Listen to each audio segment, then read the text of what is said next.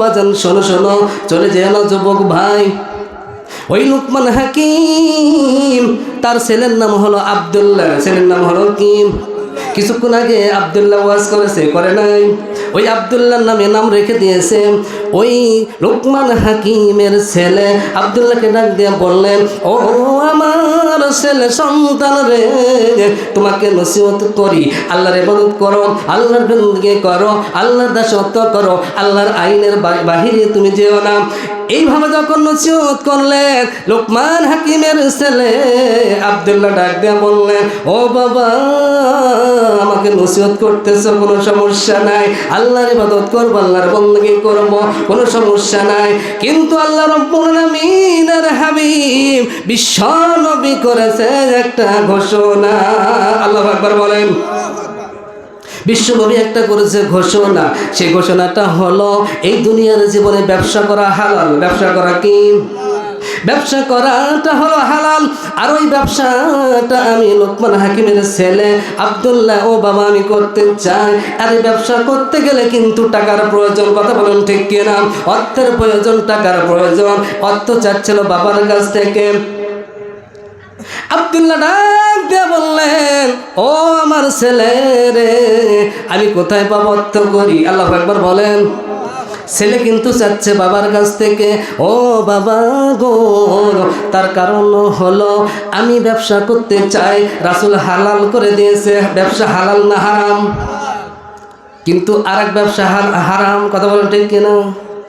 যারা সোয়ানের ব্যবসা করে, গাঁজার ব্যবসা করে, মদের ব্যবসা করে, ইয়াবার ব্যবসা করে, জর্দার ব্যবসা করে, বিড়ির ব্যবসা করে, এ করে না? এটা তো ব্যবসা। কিন্তু আল্লাহ পাক বলে, না না না না রে, হারাম কোনো ব্যবসা হবে না। সত্য যদি ব্যবসা যদি করতে হয়, হালাল ব্যবসা করা লাগবে। কি ব্যবসা করা লাগবে? হালাল ব্যবসা করা লাগবে। এই কথা যখন বললেন, ও আমার বাবা গো, আমাকে কিছু অর্থ করে দাও, টাকা পয়সা দাও, আমি ওই টাকা পয়সা নিয়ে ব্যবসা করতে চাই। আর এই ব্যবসা থেকে যা লাভ হবে, এই লাভের অংশ দিয়ে আমি এই সুন্দরভাবে পরিবারটা চালাতে চাই। আল্লাহু আকবার বলেন। ছেলে ডাক দিয়া বললেন, বাবা ডাক দিয়ে বললেন ছেলের কাছে, ও ছেলে রে, আমার কোনো অর্থ নাই, টাকা নাই, পয়সা নাই, কিন্তু আমি একটা পরামর্শ দিতে চাই। কি পরামর্শ? একটা পরামর্শ দিতে চাই রে ছেলে। সেই পরামর্শটা হলো, আমি আমার বন্ধুর কাছ থেকে 100টা স্বর্ণ মুদ্রা পাই। আল্লাহু আকবার বলেন। 100টা স্বর্ণ মুদ্রা পায়। আর এই 100 স্বর্ণ মুদ্রাটা যদি সংগ্রহ করতে পারো, আমার সংগ্রহ যদি করতে পারো, ও ছেলে রে, আমার বন্ধুর কাছ থেকে, তাহলে নিয়ে এসে টাকাটা নিয়ে এসে তুমি ব্যবসা বাণিজ্য করবা। সুবহানাল্লাহ বলেন। ছেলে ডাক দিয়ে বললেন, ছেলেকে বলতেছেন, বাবা, আমার কোনো অর্থ করি, টাকা পয়সা নাই, কিন্তু ওই টাকা পয়সা অর্থ করি কিছু নাই, কিন্তু আমি একটা পরামর্শ দিতে চাই। আমি আমার বন্ধুর কাছ থেকে 100 স্বর্ণ মুদ্রা পাই। কত মামা? কত? 100 স্বর্ণ মুদ্রা। 100 স্বর্ণ মুদ্রা কত? আরো জোরে। 100 স্বর্ণ মুদ্রা পাই। ছেলে ডাক দিয়ে বললেন, ও আমার পিতা, ওই 100 স্বর্ণ মুদ্রা আমি নিতে রাজি। কেমন করে যাব তোমার বন্ধুর কাছে? আল্লাহু আকবার বলেন। কেমন করে তোমার বন্ধুর কাছে যাব, একটু আমাকে বলো। সাথে সাথে বললেন, আমার বন্ধুর কাছে যদি তুমি পুষতে চাও, তাহলে আমার বন্ধুর কাছে পুষতে তোমার 3টা বড় বড় বিপদ হবে। আল্লাহু আকবার বলেন। ওই টাকা নিতে গেলেন, আমার বন্ধুর কাছ থেকে টাকা নিতে গেলে 3টা বড় বড় বিপদ হবে। আর 3টা যদি বড় বড় বিপদ যদি পার হতে পারো, তাহলে তুমি ওই টাকাটা পেয়ে যাবে। সুবহানাল্লাহ বলবেন না? আরো জোরে বলেন সুবহানাল্লাহ। মনটা এলোমেলো করো না ভাই, আমার দিকে তাকাও। তোমরা যদি অন্য দিকে তাকাও, তাহলে আমার ওয়াজ কিন্তু এলোমেলো হয়ে যাচ্ছে। আমার দিকে লক্ষ্য করো। খুব গুরুত্বপূর্ণ কথা বলছিলাম। লুকমান হাকিমের ছেলে বৈধ একটা ব্যবসা করতে চাই, ওই বৈধ ব্যবসা করতে গেলে টাকা লাগবে, অর্থ লাগবে, ঠিক লাগবে কি লাগবে না? ওই অর্থ করে টাকা পয়সা লাগবে, ওই টাকা সংগ্রহ করতেছে। বললেন বাবা গো কি তিনটা বড় বড় বিপদ হবে একটু বলবেন আমাকে, শোনার দরকার আছে না নাই? আব্দুল্লাহ কিন্তু টাকা নিতে ওই তার বাবার বন্ধুর কাছে যাচ্ছে, এবং যেতে যেতে তিনটা বড় বড় বিপদ হবে। এই তিনটা বড় বড় বিপদের কথা শুনতে আপনার রাজি আছেন না নাই? একটা কথা বলবো, একটা বড় বড় বিপদের কথা বলবো, একটা বলার পরে আমি আয়াতের দিকে যাব। আল্লাহু আকবার বলেন। ও যুবক ভাই যারা এখনো ওই মাঠে ময়দানে যারা আসো, খাওয়া দাওয়া যারা শেষ হয়েছে, এখনো তোমরা মঞ্চের সামনে চলে আসো। আল্লাহু আকবার বলেন।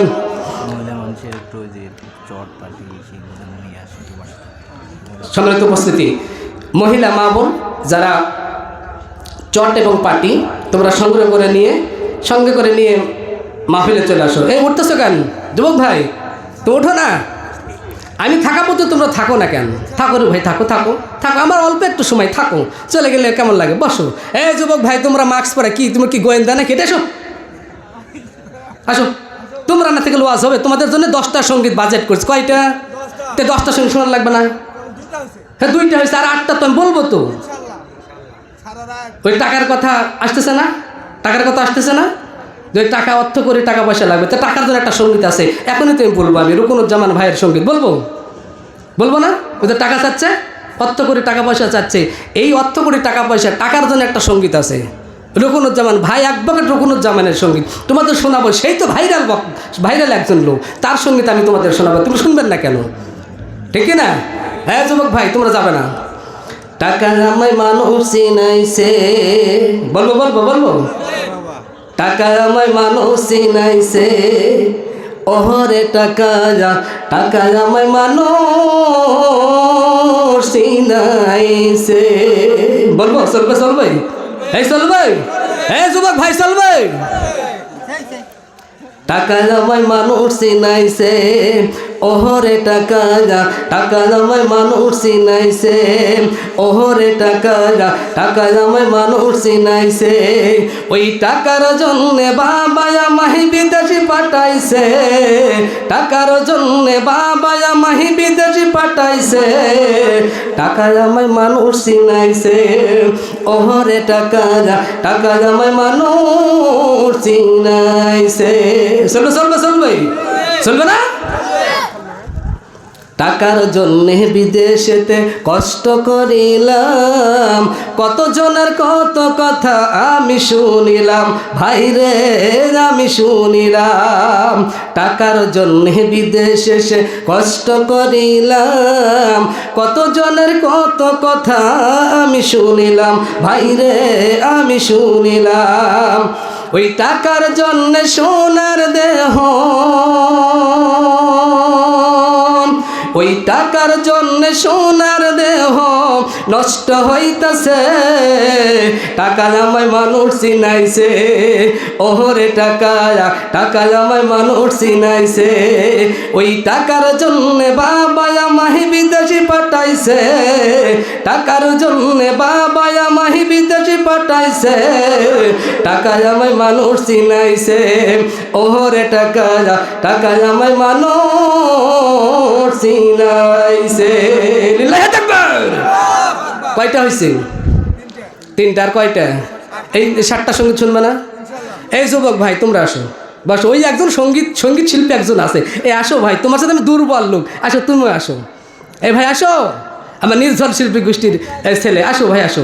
আমি পারি না অত ভালো, চেষ্টা করতেছে তোমাদের মতন, চেষ্টা করতেছে। আসো ভাই আসো, ভাই আসো তো, আসো তোমরা আসো। যুবক ভাই আসো, তোমাদের যুবকের উদ্দেশ্যে 10টা সঙ্গীত শোনাবো। কয়টা? তার মধ্যে 3টা হয়েছে, 3টা হয়নি, আর 7টা ইনশাল্লাহ শুনে তারপরে যাবো। এক কলি করে হলে শোনাবো, ঠিক কি না? হ্যাঁ সারা রাত চলবো। আমার মামা বলছে সারা রাত, সময় থাকে কিছুক্ষণ পরে বক্তা আসে আমাকে নামে দিইনি, ঠিক কি না? হ্যাঁ, তো আলোচনা করছিলাম কোন জায়গায়? লোকমান হাকিম। হ্যাঁ টাকার জন্য কয়টা বিপদ হবে? 3টা। জোরে বলেন কয়টা? আরো জোরসে বলো, আরো জোরে। এই যুবক যারা আছে এরা কথা করছে না কেন বারে? আর যারা একটা মামা আমার শিখরে। আচ্ছা তোমরা একটু কিছু মুরব্বী বসে থাকো তো, যুবকটা শুনতে চাই, যে কয়টা আছে ওই কয়টা বলো তো কয়টা, আরো জোরে। এর সাথে আবার যুব এর ভেতর ইয়েও লাগছে, তাহলে হবে। এখন ওরা বন্ধ, তোমরা বলো তো কয়টা, আরো জোরে। আচ্ছা উভয় পক্ষে সমান সমান, আর একটু আগে আছে, টেনশন নাই। কিন্তু বিষয়টা হলো উভয় পক্ষে যদি আমরা ছেলে, বয়স্ক ছেলে ময়মুদ্র সহকারে, যদি যুবক ভাই সহকারে আমরা সবাই যদি একসাথে যদি বলি, সাউন্ডটা জোরে হবে না? জোরে হবে না? ভালো লাগবে না? ইনশাল্লাহ ভালো লাগবে। তাহলে কয়টা, আরো জোরে, জোরসে বলো, এই জোরে জোরে, এই তালে তালে, আরো জোরে, জোরসে বলো। ছাত্র শিবির কই তোমার বলতে পারলাম না, তোমার নামও করলাম।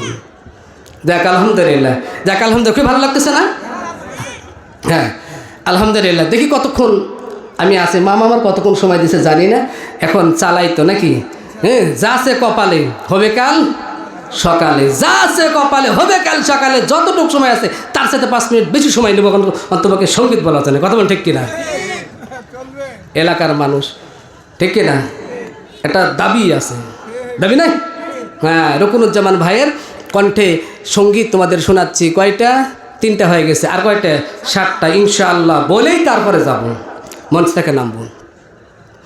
লোকমান হাকিমের ছেলে বললে, বাবা গো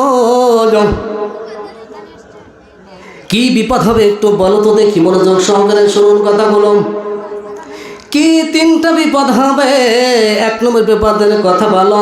সাথে সাথে লোকমান হাকিম ডাক দিয়ে বললেন, ও আমার ছেলে রে আব্দুল্লাহ, তুমি বাড়ি থেকে বের হয়ে আস্তে আস্তে হেঁটে হেঁটে পায়ে পায়ে ওই যে মরুভূমির প্রান্তরে চলে যাবা। ওই মরুভূমির প্রান্তরে যখন চলে যাবা, তখন কিন্তু তোমার হাঁটতে হাঁটতে কিন্তু তোমার খিদা লেগে যাবে। আল্লাহু আকবার বলেন। তৃষ্ণা লেগে যাবে। তৃষ্ণা যখন লেগে যাবে, যখন তৃষ্ণা চলে আসবে, ক্ষুধা যখন ভাব লাগবে, তখন কিন্তু ওখানে তুমি কিছুই পাবা না। ও সন্তান আব্দুল্লাহ রে, ওখানে কিছু পাবা না। ডান দিকে লক্ষ্য করবা। কোন দিকে? আমরা কোন পন্থী? আমরা ডানপন্থী না। ওই ডান দিকে আমরা ডান দিকে লক্ষ্য করে দেখতে পাবে বিশাল বড় একটা জঙ্গল দেখা যাবে। ওই জঙ্গলের দিকে তুমি রওনা করবে আব্দুল্লাহ।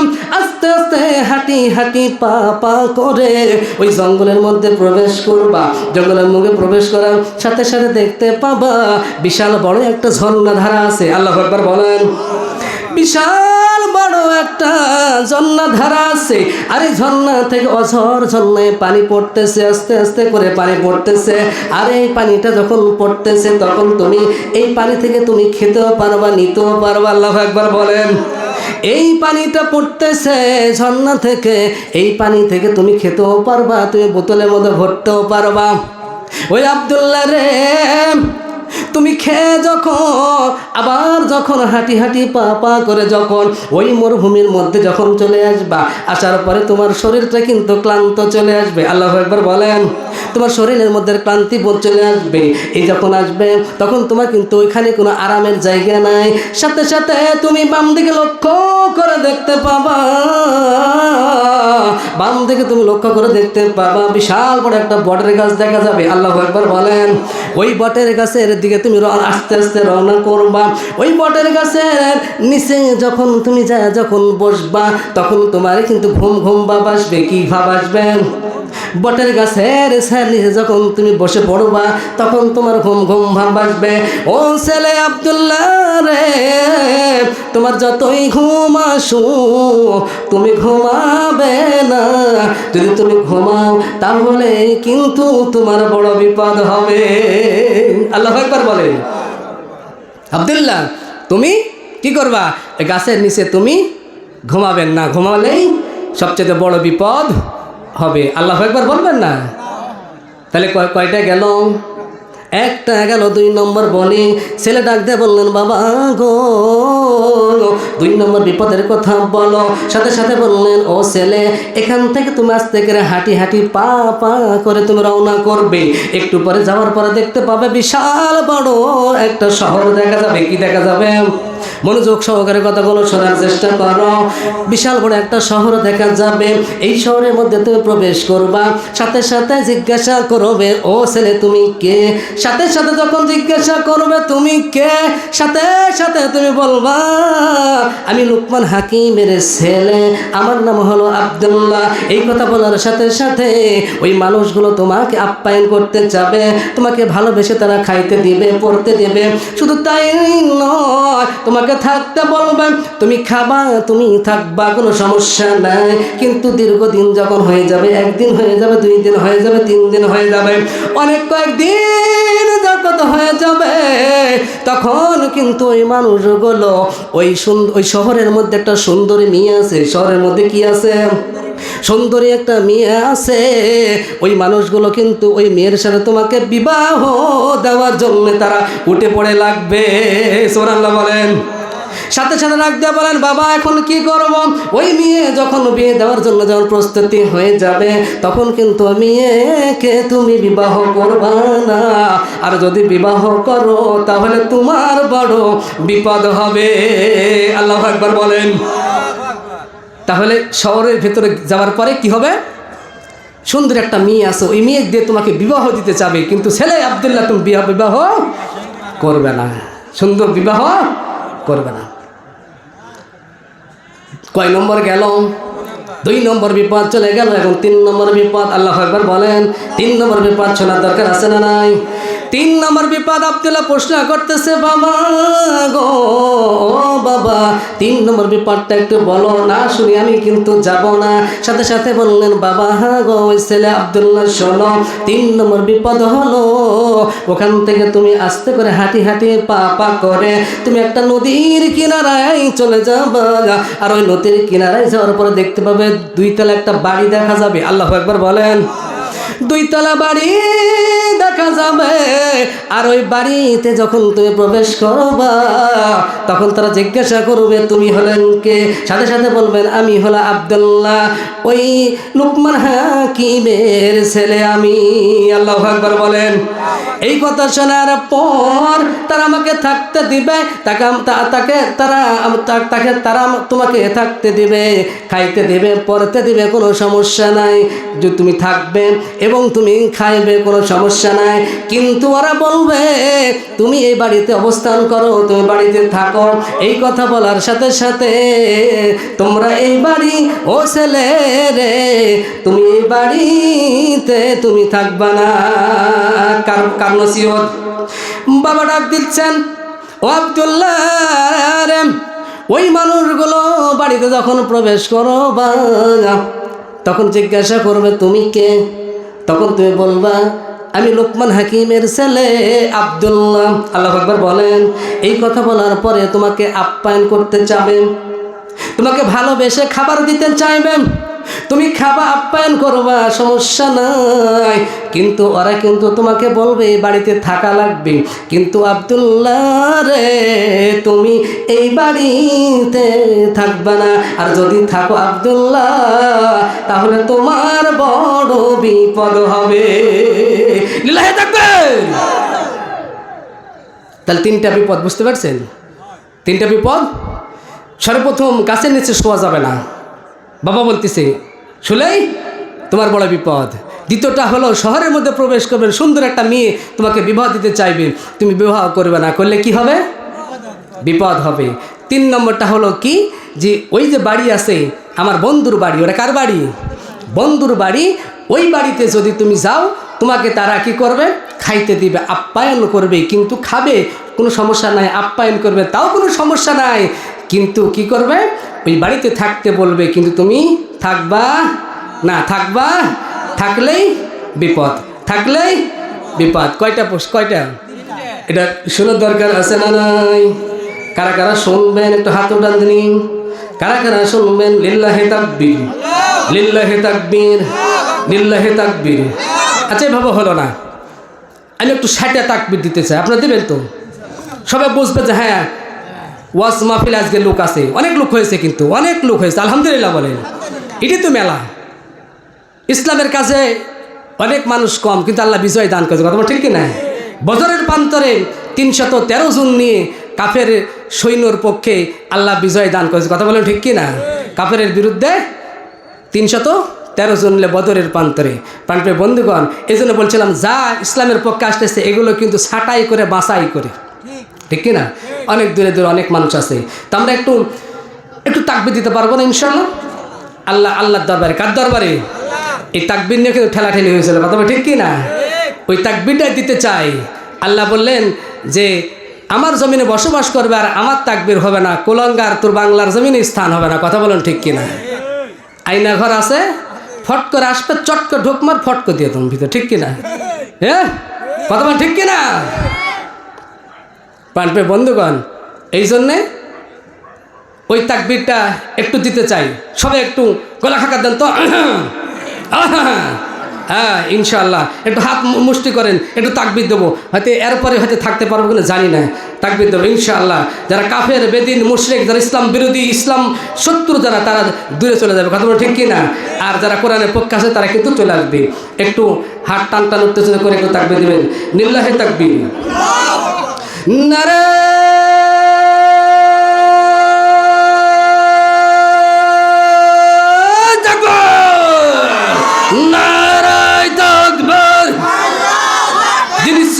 দিন ইসলাম, কোরআন হাদিস যেখানে, কোরআন হাদিস যেখানে, নারে